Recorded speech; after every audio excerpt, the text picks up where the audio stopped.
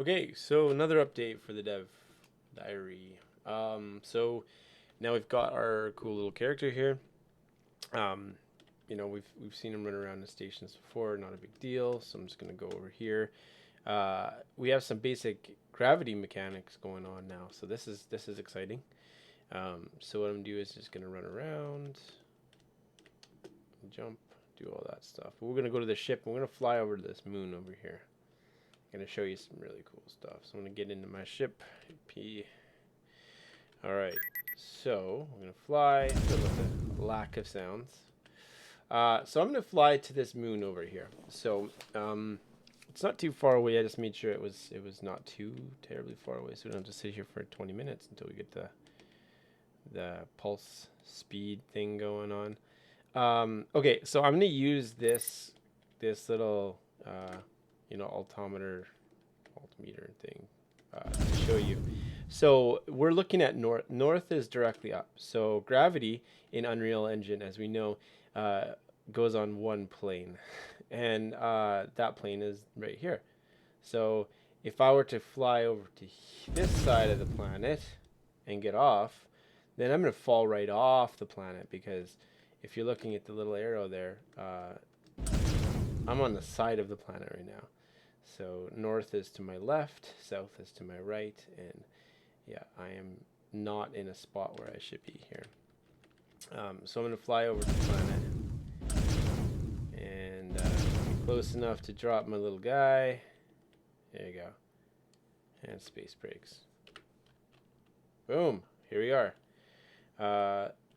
So I'm on the ship. I'm going to jump. Boom. Okay. So I'm on the side of the planet and I'm not falling off.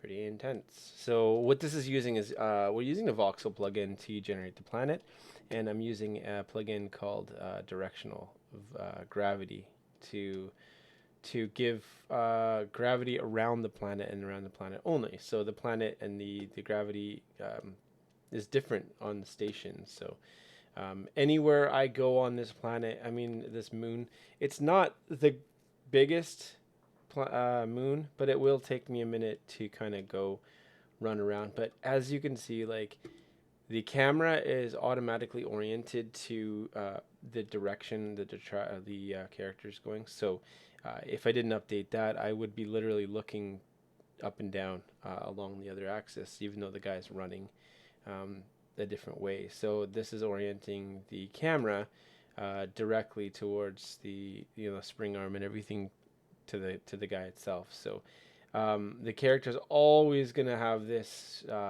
this area, like you're always gonna be seeing him like you're seeing him now. The camera's never gonna pivot, because that would be a big problem. So we are technically on the side of the planet going towards, I don't know if it's the front or the back or the top or the bottom or what, but as you can see, there's you can see curvature, but you can't you don't notice that he's sliding or falling off, and that's because he is being directly pulled to the center of this planet, just like real gravity works on our planet.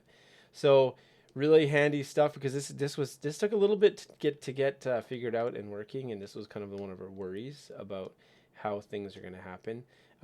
There's definitely a lot of hacking and stuff to go with it, because of the fact that other objects are going to need to follow the same blueprint and follow the gravity, because this is a special kind of character that we've had to play around with the blueprint quite a bit to get him to work on it. Because if I were to throw in a regular third-person character, he's going to fall right off, and he doesn't have these physics built in.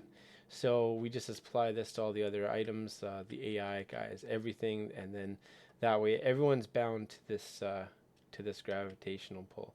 Now, if I were to get in the ship and go outside of the sphere of influence, yeah, I know I just cheated. Just got into the ship, but whatever. We're gonna change some of the. We're gonna give the ability to change angles here. But if I hit P now, I don't know. Am I close enough to the planet? No, we're far away enough to the planet, away from the planet. I don't know how. I should be right here. Okay, Yeah, now I'm still close enough to the planet where I'm falling into the gravity well.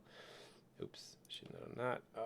Okay, so I'm gonna switch back to the ship. So now that we're out of the gravity well, if I hit P, I'm just gonna fall, and that's because gravity still, you know, it's there's gravity here in space, which doesn't make sense. But I'll be turning that off. But first, we need to specify particular gravity for the space station. That's going to be simple. It's just going to be straight down like regular old gravity, and that'll be done through a volume. We'll just put a volume around it, and then just specify that there's regular gravity. Everywhere else is going to be zero gravity, so it can jump and float and all that fun stuff.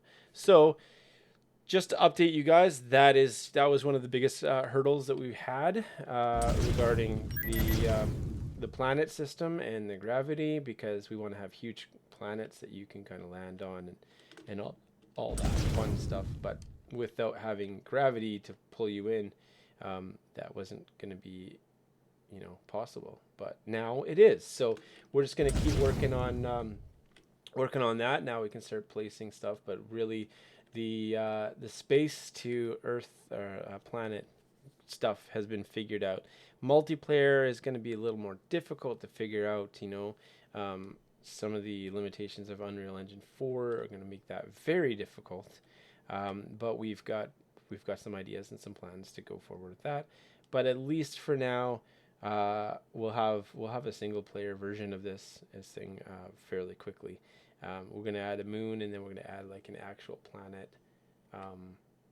that's got atmosphere and it's much bigger. And we're going to work on some procedural trees and all that grass and all that other foliage stuff to make it neat and have some atmospherics, more gravity, heavier gravity. This one here, I would like to put some lower gravity.